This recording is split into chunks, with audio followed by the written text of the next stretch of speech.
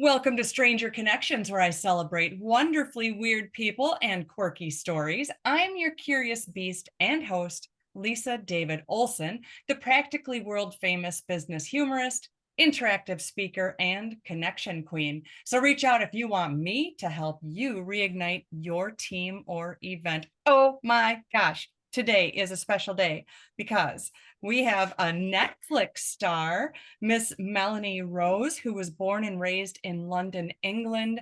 And now she's like professionally sexy. Welcome, Melanie. Hi, Lisa. Thank you so much for having me on. I'm so looking forward to this. I am really glad that we connected through one of your assistants. This is a thrill for me. So I did some digging. I honestly don't see much TV, but when I do, I can see Netflix. And it sounds like since last month your show kicked off, right? Actually, it was a year ago last month. A whole year ago. It was a whole year ago, but it's really funny because I'm still getting people on Twitter going, "Have you seen this show? It's just come on Netflix. Have you seen it? You've got to watch it. You've got to watch it." And so it's wonderful that it's still being populated and people are just finding out about it as well. So that's great for me. It doesn't hurt. We can reinvent every day. Why don't you say the name of this show that we're teasing about? Oh my goodness, the name of the show is How to Build a Sex Room. Bum, bum, bum. A sex room. Now that is just intriguing. So we need certain things in our homes. We need a kitchen. We need a bathroom. We need a properly working shower. And apparently we need a sex room. And why is that? I think that's true as well. I think in these days, we're married and we have children, or we lead very, very busy lives. And sometimes, if you have a room or a spare room that you can dedicate as sort of like an intimate space, and deck it out or design it in the way that really puts you in the mood, I think it's a very good idea. It's about reconnecting with your partner. Fantastic. I remember being told once, and it stuck with me, that you should never have photos of your children in your bedroom. I well, I suppose so. Bedrooms, if you're going to turn them into sexy spaces, really need to be, in my opinion, need to be a little bit more sexier. I would also say don't have a television in your bedroom either. That's distracting. But maybe some boudoir photographs in there of you and your partner. Oh, those But those old pictures where they put Vaseline on the lens so everything was filtered and we wore the half shirt that was just a prop and the big earrings, the 80s, right? the 80s, yes, we've come a long way since then. Trust me. You're right. You are exactly right. Some of those photos are fantastic. Well, so then it came up that you are a designer by trade, first of all. Yes. Yes, absolutely. Yes. Oh, Designer by trade. So used to doing remodels, kitchens, bathrooms, you name it. I've probably done it. And then I started specializing in sex rooms or sacred spaces, sacred rooms, those types of things, which I found is I just love doing it. I'm so passionate about it because it's thinking outside the box.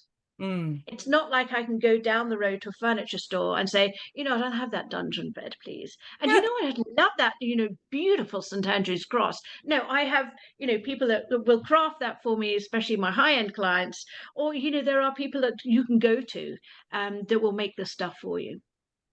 Looking up information online under your name, Melanie Rose, and looking for, sex room, how to build a sex room, it comes up showing some people want the stripper pole in their room, or, some people want cuffs or restraints. And I'm thinking, I would absolutely walk into the pole in the middle of the night because I do have to get up in the middle of the night. And so I would walk into that pole. It would not be sexy. Oh, that's funny. Well, that was in Matthew and Shanika's room, and really, it was actually a pole that you can actually take down. It doesn't remain there permanently, and it was an element that she talked about, like wanting to feel sexy in her own body again. I Mm. think that's a lot of women go through that period in their life, especially if you're, you know, I think it's body dysmorphia as well, when you can look at yourself and you hate yourself and you just you don't want anybody else to look at your body. But for the stripper pole in that particular instance, actually shifted Shanika into a different direction. It was a wonderful tool for her to actually seduce her husband with. And you don't have to be a stripper pole expert. It's just you're walking around it, you're getting sort of like a little bit sexy with it. So that helped boost her confidence. I can only imagine the types of conversations that you end up getting into with people, though. Like, is there ever a time where he's really wanting it and she has to be talked into it, or opposite, where the couples are kind of like, I don't know, or are they gung ho when they come to see you? I think some of them are very gung ho to come to see when they come to see me, and not only that, I do tend to put them at ease. I do swear. I hope can I swear on the show? Absolutely. Okay. So as soon as we worked on the show and I met the clients, I was like, oh, fuck off. It's okay. It's only a dildo. They were like, oh my God, she swears. She must be normal. Um, so it instantly put them at ease. And I just have I suppose it's a very un-English thing because being English, I don't like to talk about myself too much in a praise way because I'm very humbled of, where the show has taken me. But um, people are fascinated that people just open up to me. And I have this gift of saying, it's okay. You can talk to me about anything. I'm not going to be shocked and I'm not going to judge you. Oh, I need that in my life. I need that. Because we don't have that. I mean, most conversations would go much better should we start that way and say, this is a safe conversation that goes nowhere. I mean, that would be lovely. And then we could share a whole lot more. I'm Absolutely. Absolutely. I'm thinking about the tangible items, putting things into rooms. I know that COVID, we had so many supply and demand issues. You as a designer in general, not just about sex rooms. How did that hit you? I mean, we couldn't even buy a piece of wood without taking out a second mortgage. Okay, so I have to tell you a very funny story, and I was watching it on the news. The sales of sex toys went up exponentially during COVID because when people were home and now thinking, well, what can we do? So there was a big thing about I think it was UPS, okay, and Amazon and things like that, and they were like, "Look, we only want to deliver the really necessity things for people." He said, "I do not think a dildo is a necessity," and I just roared laughing, and I was like, "Not to you, maybe, but maybe for somebody else." It It's was just so people. funny. Oh, I know, and that who would ever think that that's a conversation you'd have to have? Yeah, and then there was another case during COVID when the Suez Canal got blocked up by this one ship that had sort of like tried to turn round. And there's a big cargo ship heading to the Netherlands full of sex toys.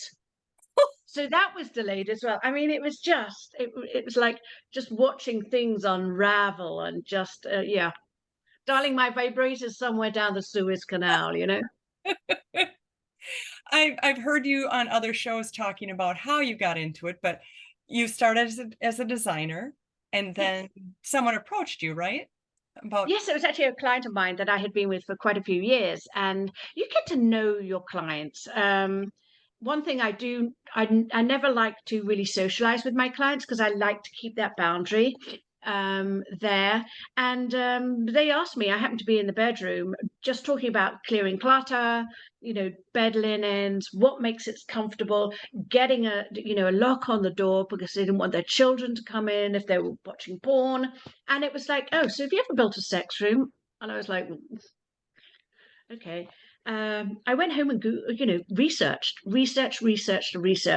And what I found was really quite alarming and quite disgusting and dirty. Um, and I think that's only because those are what the images that people see when they start Googling. So if they open up and perhaps type in, if they dare, BDSM, mm, then there's a whole flurry of stuff that is going to put them off straight away. right. And it's not, it doesn't necessarily have to be like that. And in my world, as an interior designer of sex rooms, my rooms are almost like fantasy areas, creating spaces that are intimate and are custom designed for the clients. Hmm. Yes, no two are the same. It's not as basic as choose your kitchen cupboards. It's No, just, and the other thing is, as I always put this analogy to somebody who says, "Well, how much does it cost?" And if you talk about a kitchen, I can get you a $250 faucet, okay? I could also get you a $250,000 faucet. In a sex room, I could get you, you know, a relatively expensive 24 karat gold vibrator, but then I could get you a $1.8 million one covered in sapphires and diamonds. What's your pick? It's all those wonderful things that, make the room and put in the personal details. you just don't hear financial planners telling you to set aside for that 14 karat gold dildo. You just don't hear that. Oh, I know, yes. But some people love the luxury idea, the idea of that luxury and so forth. So, it is there, but there are areas where, people can do things on slight budgets as well. Do you have a favorite room or idea that has come out of working with different clients, something that you in working ideas out with the clients that you just kind of went, "Wow, this is probably my favorite room yet." Sometimes there are favorite rooms. All of my high-end clients are all NDAs. Mm, So, because of their position in society, they, I don't need names. I just thought like a theme, yeah. Yeah, idea. I think working together, some of them come with no idea whatsoever. So it's actually pulling, the ideas out from them, that allowing them to speak, but also listening. And then I can go away and create something. And then we work through it together. It's always a work in progress. It's that working with each other that I think is good. Yes, the collaboration process, and when it comes together, for me, that's in writing, when it comes together, what a buzz. You're just like, Oh, "Whoa, yes. shit, this is the thing." I love Yeah. it. And it was great to see all the people on the show because we had such an amazing diverse cast. Um, just finally have rooms that were their intimate spaces, but absolutely loving them. Yes. And have you had work with someone that maybe it just didn't work out and it was way beyond what you would allow yourself to do? No, I give myself the right to walk away from somebody if I choose to, and maybe that's not because I don't want to. Maybe the chemistry isn't right between two people. And it has to be, that chemistry has to be there because I'm delving in the very intimate side of their life. And if I don't feel it there, then I think it's better to part ways than find yourself, you know, in deeper water, troubled waters later on during the design. I agree. Not anyone's not going to be happy at the end if you don't have that cohesive partnership. Agreed. So Right, then absolutely. Netflix process, how was that? That was very interesting. I mean, it all started really because my manager, Barry Crost, um, m- met with Adam Scher, who's the president of ITV America, and they had lunch, and they've known each other for years and years and years. And Barry was just talking about, I've got this client, Melanie, who's written a series of erotica novels, and she wants to perhaps turn these novels into a television drama series. And he's like, "Oh, what does she do?" And he's like, "Well, she designs sex rooms." And he was like, "Okay, put everything aside. I want to meet this woman." So I trot to the office, and Barry, for the next hour, just just sat there because Adam Scher and I were like, and he said, "I want the reality show for this." He said, "I think it would be fantastic." So we did the proper and appropriate steps, and he introduced me to Scott Feely and Katie Neff, and then at High Noon Entertainment, who is so under the umbrella or under the sub company of ITV. And I started working with them, and then Corinna and Sarah Howell, the showrunner. So that's how it all started. So it was wonderful. So then they find the couples for that show. They do. It's actually done. The people that did the casting for the show. I don't have any. I don't have. I don't have to cast it. They do all of that, and the casting directors, I think, were the people that cast Queer Eye. Oh, nice. Yeah. Nice. That's fantastic. I did have a few people that they would send to me and say, "What are you thinking?" Again, I need to see some of the people because I was like, well, if this is the first season, we need to break it in gently rather than going straight into the kinkiest thing you can find because that's going to immediately put people off.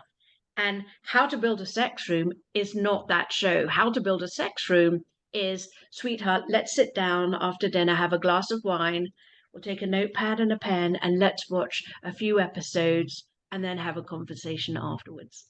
That sounds like a nice date night.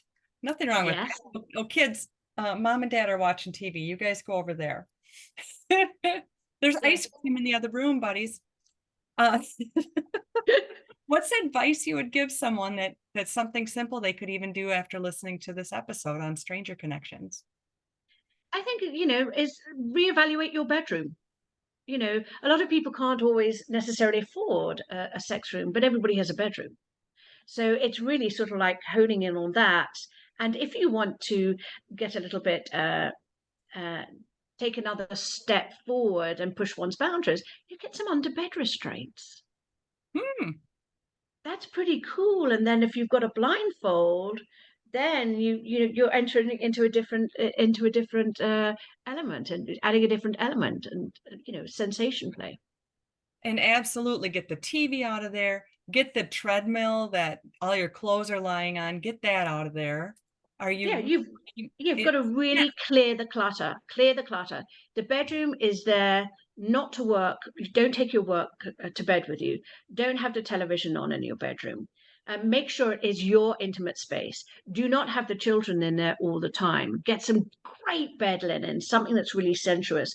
And you know what I've also said to clients is, a lot of people go to bed in pajamas or beautiful negligees or something. Go to bed fucking naked. It's a real different feel. And if you've not done it before, psychologically, it actually gives you really something's quite arousing and erotic about that. What great advice. You also mentioned sacred space. What kind of advice would that be? What kind of, is that a separate room? Is that No, a sacred space is just instead of saying sex rooms, because if I say sex room, people run for the hills. The funny thing is, because I've been so recognized from the show, people can't actually say, "Oh my goodness, are you that lady from How to Build a Sex Room on Netflix?" They actually go, "Hello, are you that lady on Netflix?" And I go, "Yes, you mean How to Build a Sex Room?" oh no, Because they can't bring themselves to say sex room. which says It's hysterical. as open as we think the world is, as much as we can see with the click of the hand computer, we still can't Yeah. say. I know people are too embarrassed, and that's what I wanted to do during this show, and it's had a remarkable effect. Is have people say it's okay to talk about sex. It's okay for us to have a conversation about pushing our boundaries. We might want to do some, learn about flogging. Might want to look at its sensory play. Let's talk about that, and maybe let's set up our bedroom in a way that we can actually reconnect. That's nice. And what partner wouldn't find that really appealing that somebody took the time to make it, as I call it, the nest. My nest is pretty sacred in the sense of no TVs, no goofy pictures. I have humor throughout the house, but yeah, in the bedroom, it's just got to be that nice, relaxed atmosphere. I think that's great. And no eating in bed. And no eating in bed. And it's a place of exploration. And it's like, you are writing chapter one of your next novel as you and your partner, take another step in pushing your boundaries or explore each other in a different way. Beautiful. So tell me about your books. You were saying that you have some novels that you've written. Yes, I have. I'm in working on when I find the spare time on book four. They are actually currently with my agent at the moment. So she's trying to sell those, and yes, there's lots of pies in the air. There's lots of balls in the air. Yes. So Well, she's got a lot going on. Yes. I think that's fantastic because we creatives don't just sit still. We're always thinking of the next thing, and that's the buzz, the legal buzz. Everybody should Oh, try. oh, absolutely. My brain, yeah, my brain doesn't stop working. It's constantly. I look at things in a different way. And the funny thing was when I first started working with on the show, we stood in a big circle, and we stepped forward and introduced ourselves. And this is right in the middle of fucking COVID, so we were outside, you know, 8 feet away from each other or 6 feet away from the next person. And I was like, okay. I stepped forward and I just said, "Hi, I'm Melanie Rose. I'm the host and the designer of the show. But I just want to make sure that you're okay and comfortable with using, because I'm going to be using terminology like cock ring, butt plug, vibrator, dildo, and all these other things. But I want you to know it's we need to be respectful of that, obviously, because of the clients we're going to be dealing with, but also get yourself accustomed to those words so that you feel comfortable." And there was a lady on production. She was very sweet. She said, as soon as I got your list of things on there to look to buy to purchase at in Vanilla Kink, it's like a vibrator. She said, I felt my cheeks redden and glow. She said by the time she'd finished the show, she was like, "Okay, can somebody pass me the vibrator on the left and on the right there? I'd like that dildo, please." Mission accomplished. Mission accomplished, yeah. And then also throughout the show, there's those wonderful innuendos of dripping paint. It was so clever and so wonderful and so beautifully put together. So I'm very proud of the show. And you should be. I think that's fantastic. You're making people feel good. You're inviting them to explore and Yes, get out of their comfort zone a little bit to get into a better comfort zone. That's fantastic. Not too many people can say, "Oh yeah, that's what I do." And it happens to be on Netflix. Now, as a yeah. designer, oh, you were gonna say, No, I was just going to say it's wonderful to see some of the messages I get when I'm posting on Instagram. And one of them was I'd actually just put out, "So you want a sex room? Tell me why." Those are my two words the words that I used on the show. And then I got a whole slew of people just telling me why. And they were so beautiful. There was nothing smutty, disgusting, or dirty. They were so beautiful. And one couple had written and said, after watching your show, my husband and I went to an adult store for the first time. wow. And we can't thank you enough. And it was so beautiful. And another person wrote, just I don't have anything to say, but I'm just reading these most amazing comments that people are telling you as to why they would want a sex room. Love that. Wow, look at you inspiring. I think that's fantastic. And that's a part that you probably weren't realizing would go into it. Well, maybe you do because being an interior designer, you are like a bartender is a psychiatrist. You have to sort of deal with people's worries or the reason they're holding on to clutter and things like that. You become their therapist of sorts. Oh yes, in design you become like that. You become the sort of like the mediator.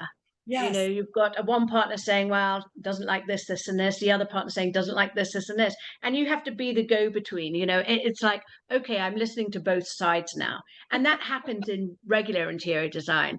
But it's actually more interesting when it becomes in more of a sexual thing as well. So, but at least I'm able to facilitate and help them get the words out. right. You are that mediator, that in-between person. That's why everybody really should have that person in their lives, whether it's couples counseling or something where you can feel free to express and get the reaction from somebody who has no skin in the game. They have no reason to care either way, but they can listen. Exactly, and they're seeing it from an outsider's perspective. That's it. Oh, I think it's fantastic what you do. Um, Tell us before I'm going to ask you to share a story, but tell everyone how we can find you if you want to be, any of the connections that you want to have, websites or how to find the show. Yes, of course. I mainly work on Instagram, and it's Melanie Ruth Rose. at Melanie Ruth Rose. I am also on Threads at Melanie Ruth Rose. I'm on kinda teetering a little bit on X, formerly Twitter. Yeah, what a surprise. I didn't realize there was the change. But yes, all of a sudden it's X. Kind of. It's very, yeah. I think Threads definitely for as the opposite to T word. Definitely find me there, and also Instagram is my main account. Sadly, Facebook is my private account, so you're not going to find me there. And my website is melanieRuthRose.com. Wonderful. Okay. That is so fantastic. Now I will ask you to please share with me either a dare or a prank story, something that you did or had done to you. I would like Right. to.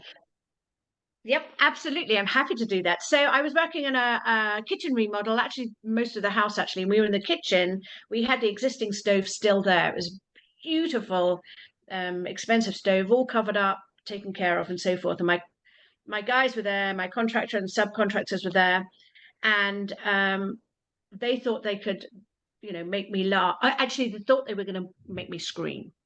So they said, "Have you looked in the oven?" I said, "Well, why would I look in the oven?" "Well, just look in the oven, see what you see. We heard something going on in there." So I was like, "Oh, okay." And I opened the oven, and sadly, a poor rat had died in there. And they thought that I was going to go, "Oh my God," and run. Instead, I was like, "Oh my God, what a terrible death. Oh my God, get me some paper. Let me see if I can go and bury him outside." And they were all like so disappointed. And I was like, I love animals. I just feel bad that he got in there, couldn't get out, That's even though we knew it was going to be professionally cleaned when we'd finished. But how sad is that? that's right. Nobody would expect you to be that way. I would have been that way because we've had pet rats, so I am an animal lover too. But yes, they were highly disappointed you didn't just lose your shit and go running out of the house. Oh my God, yeah, the look on their faces were like, it was just perfect. I was like, what did you want me to do?